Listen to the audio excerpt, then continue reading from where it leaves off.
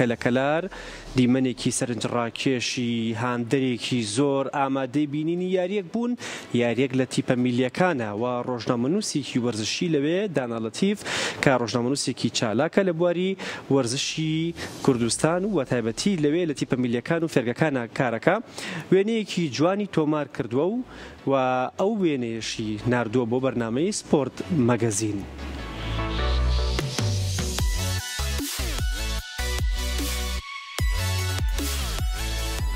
یاریگای حەمەی کەریم لە شاری کەلار تایبەتە بە تیپە میلیەکان کە ئەو یاری تێدا بەڕێوە چووە لە پاش تەواوبوونی خولەکانی کوردستان. یاریگەکانی تیپی میلی لە شاری کەلار جمەیان دێت لە هاندەران. لە ئێستاشدا لە یاریگای حەمەی کەریم لە شاری کەلار خولێک بۆ 56 تیپی میلی سنووری گەرمیان و پارێزگاکانی سلێمانی و شارەزور و دەربەندی خان کراوەتەوە. ئەم دیمەنەش یاری نێوان تیپی چیای شاری سلێمانی و هاوکاری شاری کەلارە کە زیاد لە 2000 هاندەر ئامادەی بینینی یاریەکە بوون.